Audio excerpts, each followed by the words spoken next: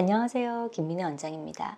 환자분들께서 저는 혹이 있어요. 이렇게 말씀해 주시는 경우들이 많으신데요. 이 여성의 기관에서 혹이라고 할 때 구체적으로 어떤 질환을 의미하는 것인지 또 어떤 그 혹들이 임신의 방해 요인이 되는 것인지를 오늘 한번 알려드려 볼까 해요. 주로 여성의 생식기관에서 생기는 혹들은 자궁에 있는 혹이라면 자궁 폴립, 그 다음에 자궁 근종, 그 다음에 자궁 성근종 이렇게 나뉠 수가 있고요. 난소에 있는 혹이라고 한다면 아주 작게는 다낭성 난소증후군이나 기능성 물혹들 중간에 없어지는 아이들, 그 다음에 난소낭종, 그 다음에 기형종, 그 다음에 자궁 내막증으로 인한 내막종 이렇게 구분이 될 수가 있겠습니다. 대다수 혹이 있어서 자궁에 혹이 있어서 제거를 했어요. 임신하기 전에 가볍게 우리가 그 아래쪽으로 살짝 떼냈어요. 이렇게 할 때에는 대부분은 자궁 폴립인 경우들이 많으세요. 자궁 폴립은 부종출혈이 생길 경우라면 대부분 수파 수술, 긁어내는 수술을 통해서 제거하는 경우들이 많으시고요.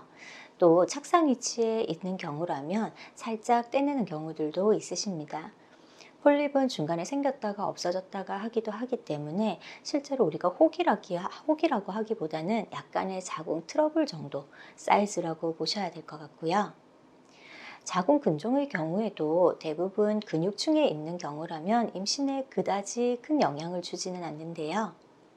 단지 내벽을 조금 침범한다든지 내벽을 약간 울룩불룩하게 만드는 정도, 그 정도 근종이라면 제거하는 경우가 많습니다.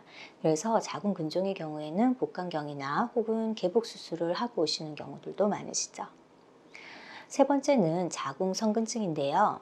자궁성근증은 대부분 자궁 자체가 굉장히 많이 커졌다, 두꺼워졌다 이렇게 표현을 하시지 혹이라는 표현을 많이 하지는 않으시기 때문에 이 경우들은 혹에 많이 포함되진 않는데요. 하지만 임신에서는 성근증 같은 경우에는 수술적 방법이 잘 되지 않기 때문에 임신 착상에서는 조금은 영향을 주는 질환이라고 할 수가 있겠습니다.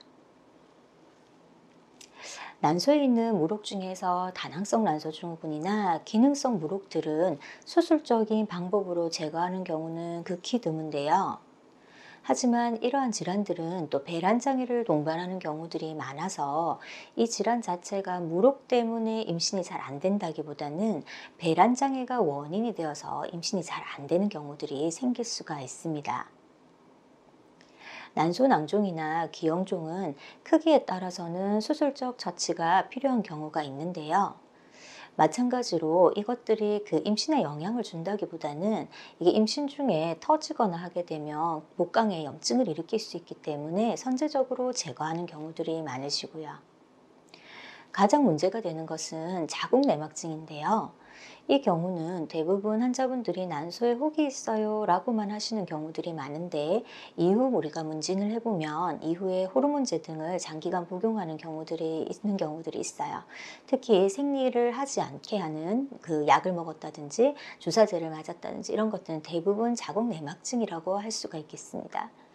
자궁 내막증은 복강 안에 퍼져 있는 양도 굉장히 많고 또 난소의 소모도도 많지만 이후 호르몬 치료 과정에서 난소의 손상도도 상당히 많은 편이기 때문에 임신을 준비하는 여성들인 경우에 이 그 혈종, 난소에 있는 혹들은 직접적인 그 임신을 방해하는 원인이 되는 경우가 있어서 저희가 문진 과정에서 이러한 혹들을 굉장히 많이 구분해서 치료를 하려고 하고 있습니다. 이상으로 우리 여성들이 혹이 있어요 라고 할 때 혹에 대해서 각각의 설명을 드려보았는데요.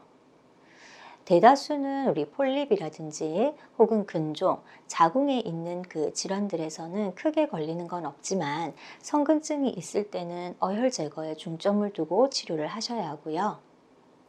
난소도 마찬가지로 다낭성 난소증후군이 있다면 배란장애를 치료하는 쪽으로 치료를 주셔야 되고 난소낭종이나 기형종이 사이즈가 굉장히 컸다면 그쪽 난소가 기능이 많이 떨어질 수도 있기 때문에 난소의 기능 자체에 중점을 두고 치료를 하는 것이 좋습니다.